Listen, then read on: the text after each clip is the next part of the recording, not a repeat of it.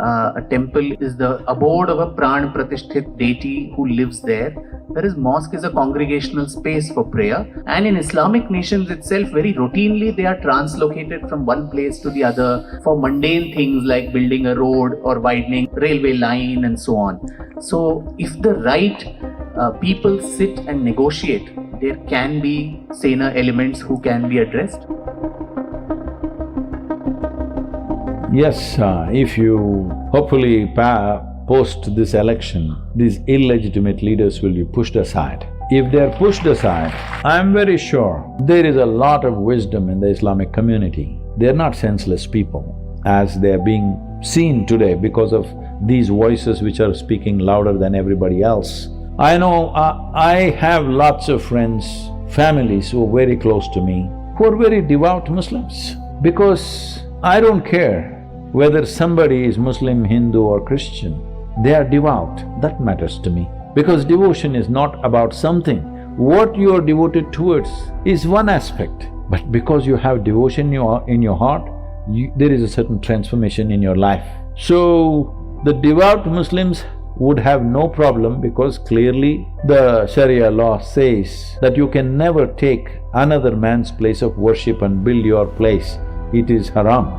So just by that, not even by Indian courts or Indian constitution, just by Islamic law, it will not fly. But as I said, these illegitimate leaders who are constantly mouthing hatred, which is not there in the hearts of common people. And I'd like to play, it's a hard role to play, devil's advocate, but the devil here needs to be represented. Because every time one talks about reclamation of temples, often the argument comes, what about, it's a mythical argument, but what about the Buddhist structures that the Hindus, allegedly destroyed? So suppose tomorrow there is a Buddhist stupa or a cave beneath a very grand temple. Will the Hindu community also be willing to give that up? See, the reverse is also true. Tell me which existed before, which is the earliest times. You're a historian, you please tell me. Sanatan Dharma. Yes. So tell me the chances of temples being built over. There are temples over which stupas have been built because stupa is not a place for people to enter, it's just brick or mud, all right? It's a solid structure. The very idea of stupa, some people say, is because they covered the temples. Otherwise, why would you build a building that you can't enter? So that is another matter, but that if there are incidences like that, there are not too many and there is nobody to reclaim them. So if you have solid evidence like that, maybe that will also have to come into picture. Whether Hindus have built over Buddhist sites or Buddhists have built over Hindu sites, if they are of significance to people, if it's still in their collective memory and there is scientific proof, yes, it doesn't matter which religion. Whether we have to give something or they have to take something, it's perfectly okay with me. The important thing is that you take pleasure in the wounds of other people's hearts, that's not okay with me.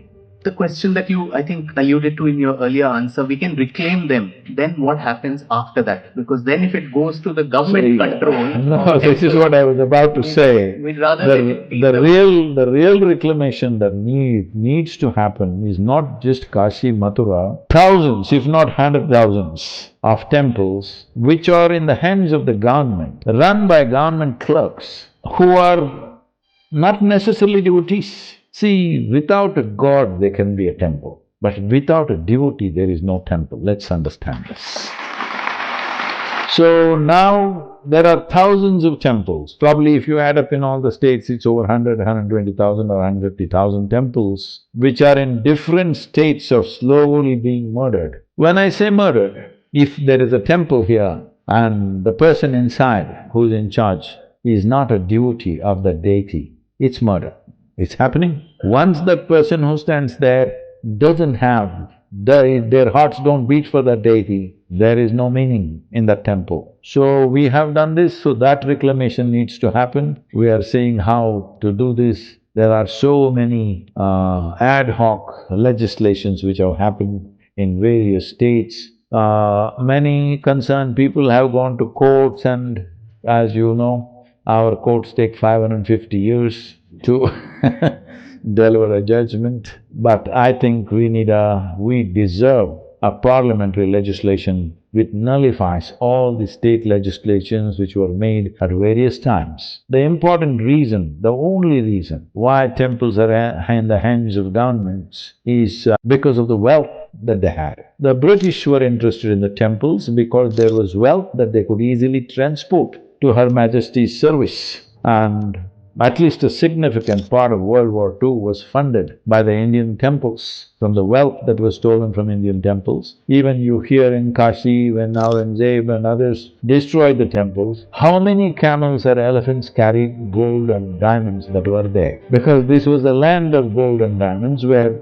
gold and diamonds in many places were sold like vegetables on the street side. Nuggets of gold and diamonds were sold like vegetables without security. That is how much it was present.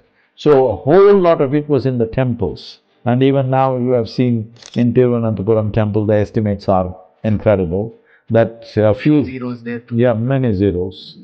Not out of our liberty, but genuine zeros.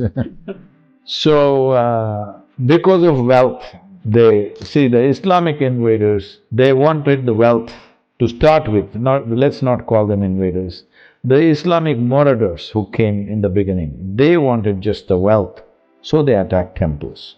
The invaders, as I said, they wanted to occupy not just the geography, but the mental geography of the population, so they did things in a certain way to break the spirit of the population.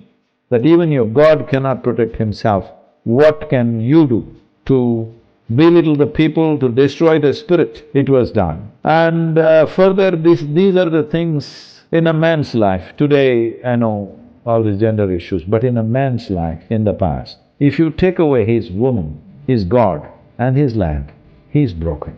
And all these three things they took. One reason how Islamic population swelled in this country is they took hundreds and thousands of Hindu women as slaves and produced Muslim children out of them. So the ugliness of it cannot be documented by any historian. The ugliness of that, the pain of that and the suffering of that is not something that you can put it in numbers, but it's happened. All that we are not reclaiming. Just the significant, important temples which are in our eyes, please don't fight it. Just if you hand it over, there will be biradari going.